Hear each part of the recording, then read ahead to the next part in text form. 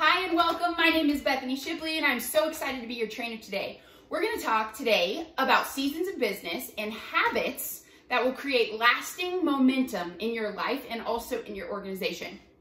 So I started this business when I had a 3-day-old son, and I found myself like many of the new moms I meet, so excited to be a mom and embracing the new and most magical role, but feeling like somehow they're not sure where they fit in anymore. They have this desire to be present and available for their children, but there's a piece of them that wants purpose in life outside of another human being. And I was totally there. I remember doing laundry, dishes, changing diapers, and all of it was so rewarding. But I felt like if I wasn't careful, I would end up with an 18-year-old son. I would look myself in the mirror and then ask, okay, now who are you? And I knew if I wasn't careful, I'd end up placing my entire identity in a role outside of myself, like motherhood. So at the same time, I was watching as my parents were falling in love with this mystical world they called network marketing. And I watched my dad, who had been working at a job he didn't love, find this vision for what life could be. I watched his transformation as he got up at 5 in the morning to participate in this thing they called a 90-day run. And every weekday morning, they would call into their team training for 15 minutes.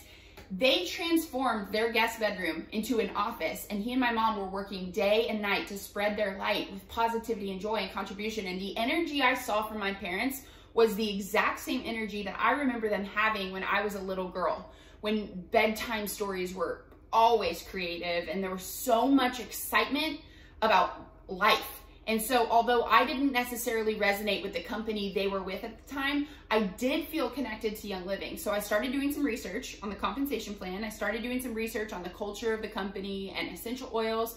And it was a few weeks from that when I declared to my husband in the car that I was gonna go for Royal Crown Diamond. Now, that doesn't seem so like off and far off now, but back then you have to realize that I was 21 years old. I had no college degree, no following on social media, no sales experience, and to the naked eye would appear, honestly, to be someone who would be like least likely to succeed. However, this is my strategy in life. Ignorance can be one of the best assets because with ignorance often comes belief, and belief often fuels movement. So I remember pulling up the income disclosure statement, seeing the line of Royal Crown Diamond and thinking, oh, you know what? I might not be the smartest person in the world. I'm definitely not going to be a brain surgeon or a rocket scientist, but I'm willing to learn what I need to learn. And I might have only passed Algebra 1 by the skin of my teeth, but that doesn't mean I can't learn about essential oils and tell people about them. Because just like I learned how to ride a bike, I can learn the skills of network marketing. Just like I learned how to swim, I can learn the skills of network marketing. Just like I learned the skill of making a phone call, I can learn the skill of network marketing. So the journey started out great. I dove right into all the research that I thought I needed to know. And I watched hours and hours and hours and hours of YouTube videos talking about essential oils. I started listening to interviews about people who made millions of dollars in the industry of network marketing. And somehow I found myself 3 months in and I had not enrolled a single person. And one day I realized that I needed to stop studying the game and I needed to start playing the game. You know the difference, right? The student of the game watches videos, learns, but the player actually goes out and tries to shoot the ball and fails. There was no way I could learn how to shoot the ball without actually practicing and playing and trying. And I realized in that moment that I was actually afraid of was failure. I was afraid, completely afraid of what people might think. Thinking that I looked dumb, thinking that I looked salesy, thinking that I didn't know what I was talking about, and I didn't. I realized that what was holding me back was simply fear. And as a mom, you know, when I looked at my son, I did not want him to ever be held back by that. Because, you know, we do this thing as moms where we tell our kids to go do something, but we don't actually do it. We tell our kids to go make friends on the playground, but we are afraid to make new friends. We tell our kids to be brave, but we are actually afraid. We tell our kids to go change the world and put themselves out there and be vulnerable and be authentic. And babe, if someone doesn't like you, it's not your fault. And see, we sit back and say, well, but what if people think I look dumb? What if people think I look salesy? What if people think I look like I don't know what I'm talking about? That's where I was at. So it was in that process that I realized the only way to have a fulfilling life is to actually show up and actually play full out. And if I do anything less than that, I'm just living my fear. I'm living my life defined and determined by my fear. And I also realized that this business was going to be a lot about business, but it was going to be more than that. It was going to be more than about essential oils. It was going to be more than about making money. It was also going to be a personal development tool for me. And I decided then and there that whatever I knew I should do to grow my business, but I felt that reservation inside of me, I wasn't going to overlook that. I was not going to just go past it. I was going to look into it, which means holding up the mirror and letting my fears be exposed so that I could deal with them to make me a better wife, mom, everything. So when I train on this, I call it mirror moments. There will be moments in your business and probably in this training that you will be afraid, you will have hesitation, you will practice procrastination. It's when you know you need to do something, but you're not doing it because there's some sort of fear or belief. So as I share these practical tips of breaking out of stagnation or creating momentum in your business, you might have some of these mirror moments of hesitation pop up. And for you, and I want to make sure that we all understand, those are opportunities for a mirror moment. Those moments where we can look in the mirror and identify in us what's holding us back so we can deal with it. All right, so let's dive in. Grab your pen and paper. Have you ever looked at yourself and wondered, what the heck am I not doing that I should be doing in order to grow my business? Or maybe you've wondered, like, what am I missing out on that I'm not doing so that I could grow at the pace that other people are growing? I'm going to tell you, you're not alone. This is literally the most common thing that I work with Young Living brand partners on, because at some point in everyone's business, we hit a plateau. And figuring out that plateau can feel somewhat overwhelming and lonely. And I'm excited because today I can give you momentum starters because no matter where you're at in your business, I'm going to take you through a process that's going to help you identify any of your black holes and then give you some practical and tangible things to work on to create momentum in your business. So we're going to start out with habits and how to know if you need to incorporate this habit, okay? So let's do it. Habit number 1, write this down. Expand your network. Habit number 1, expand your network. So we are in the business of network marketing. What that means is we network and we market to our network. Young Living pays us a percentage of the sales that were, placed under our organization and our brand partner referral number in any given month. So part of the strategy of network marketing is to be consistently expanding our network. You need to be doing more of this if you've ever said, I'm out of people to talk to. What you're actually saying when you say I'm out of people to talk to is that you're limiting your business potential to the number of people that are currently in your network. You're forgetting about the billions of other people that are possibilities for your team. If you've ever said something like, if that one person would just join my team, what you're really saying is that you don't trust yourself in the ability to go out and meet new people that would make incredible additions to your team. So think about that when you've said those things. So here's the mirror moment. The top reason you might not be expanding your network is literally this. You are afraid of rejection. This is the most common reason why most people fail in network marketing. Hear me, this is really important. They are afraid that the people that they currently know will have an opinion about them. And oftentimes it looks like this. I'll ask someone, okay, when's the last time you met someone new? And they'll say, oh, Bethany, I'm just not that type of person. And when they say that to me, what I know they're actually saying is that they were that type of person when they were 5 years old, but they were rejected on the playground and it felt so sad and lonely that they decided never to become vulnerable again. So for that reason, they do not make eye contact with people in the grocery store. They do not open their heart to people. They do not care to make new friends. And in a social setting, when they're uncomfortable, they don't know what to do. So here's some practical ways to expand your network. First of all, look into that, deal with it. Second, attend networking events. Learn how to meet people out and about. Grow your social media on Instagram and Facebook. Work on those skills, YouTube and Google. Join new gyms, meet new people, join book clubs, meet new people, do a mix of all of this. So you can see where I'm going. The reality of this is that no matter what platform you choose to use, in person, online, the concept is the same. You're expanding your network to be introduced to people who otherwise would not be able to be impacted by you. So here's a free tip. When you feel unsure of how to make it not awkward or how to be comfortable in your own skin, utilize the world we live in. Google tips on being confident in social settings. Watch videos on YouTube. Literally all of this info is out there. You just have to know what questions you're asking. So figure out your question and then type it into YouTube and Google. All right, habit number 2, engage your network. This is the part of the process where you actually interact with the people that are in your network, the people that you know. This could look like them commenting on your social media posts. This could look like you having coffee with them. This could look like you commenting on their social media posts. But the goal of this habit is to make sure that you have a solid relationship with them and they know what you do. The goal is that they know if they need essential oils, you are their person. If they want a business, network marketing, you are their person. You need to be doing more of this if you've ever had people buy oils and later say something like, "Oh, I didn't know you did that."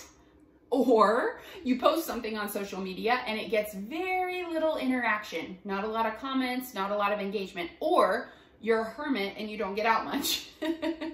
Or when you're in the grocery store and you see someone you know who doesn't have Young Living or doesn't have oils, and you feel like instead of going up and giving them a high five or hug, you feel like hiding.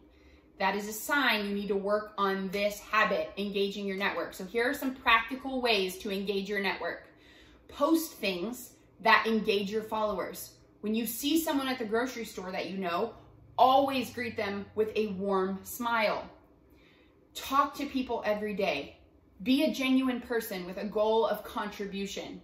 Get good at conversation tips or tricks. Give when you can give. Practice that, okay? Habit number 3, expand your team. Let's define what expand your team means. Expanding your team is any activity that leads to people joining your team. So typically this looks like asking people if they want to learn more about essential oils or doing targeted social media to teach people and pique interest. You know you need to do more of this if you aren't enrolling many people, but you are expanding your network consistently. You don't give people a chance to actually make a decision by asking them if they're ready to get started. You don't confidently invite people to check out essential oils. You don't have any ongoing way to educate people who don't have Young Living on the products that Young Living has, on the Young Living products. So here's the mirror moment. The top reason you might not be expanding your team is because you're more confident in another role. Maybe you're a nurse, and so when people see you and ask what you're up to, it's way easier for you to talk about how crazy it's been at the hospital in 2020 than to actually throw in the info about your Happy Meal that you've been sending to your whole team, or the social media training you've been doing for your team, or learning. You're not letting them in on the full story because one of your roles feels legit, and so you hide behind that. And so to build belief in your business and build belief in yourself as a network marketing professional, you need to decide right now to be the CEO of your business and take it seriously. The way you show up tells others and teaches others how you like to be treated. So take your business seriously. Start putting yourself out there. Here's the practical answer to it. Make sure everyone in your network, everyone in your circle, everyone who knows you are their oil person by providing value and being confident in telling them what you're up to. Make it normal to have that conversation. Start conversations with people and be comfortable stating your intention. For me, this usually looks like me saying, you know what? I would really love to have you as part of my Young Living team. And I could see you using oils like I do. Get comfortable with that. Get comfortable crafting a response to the question, what do you do? So I like to answer it straightforward. I sell essential oils and I help people sell them too. It's straightforward, it's honest, it's upfront. I don't have some sleazy or backdoor way of saying it. It's just straight up. All right, number 4 habit to do in your business, engage your team. Engage your team means to be constantly providing value to the people in your Young Living organization. Usually this is done through a Facebook group or a chat thread, or maybe even just one-on-one, but teaching them about the products Young Living has, offering those products as an opportunity to better their life, providing them the opportunity to be a brand partner, plugging them into trainings on any topic, being there for them on an essential oil education basis. So you know you need to do more of this if your essential rewards rate or subscribe rate is low. This means that your team is not being educated on how to use the products in a way that actually meets their needs. People don't know you're a part of their support team.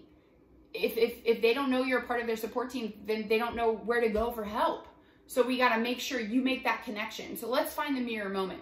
The most common reason people don't engage the team they have are they're disorganized. Disorganization typically boils down to I will do what is fun and that is all mentality. Sometimes we need to decide that we're going to do what we need to do and just follow through with it and not think about what feels fun or make it fun. Practical answers. Decide how often you're going to show up for your team. For example, 5 times a week, I show up and add value to my team. I give education that is relevant and important. This is just an example for you to take. I do this regarding Young Living essential oils in a product. I do it 5 times a week and it's in my calendar. Create safeguards for your decision around that with alarm clocks and notifications.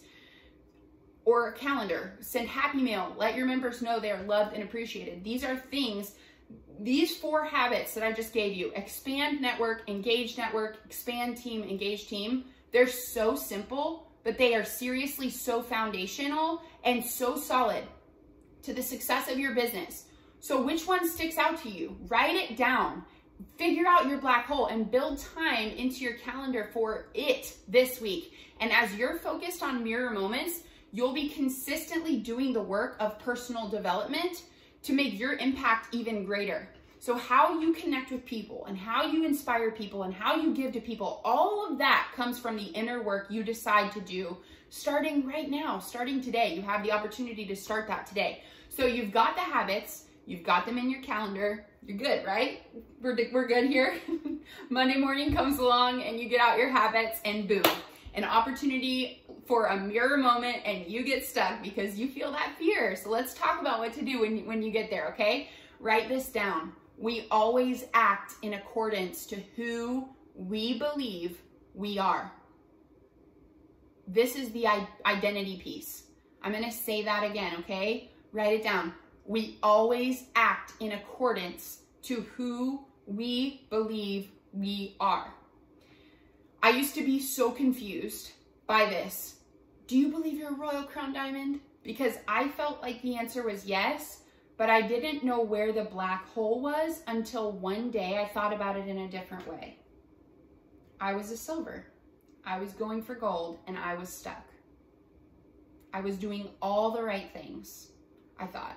I was checking the boxes and I was engaging my network. I was expanding my network. My habits were on point, but I was not experiencing the momentum and I had hit my limit. And so I was lifting weights and we were doing this lift that's called the snatch.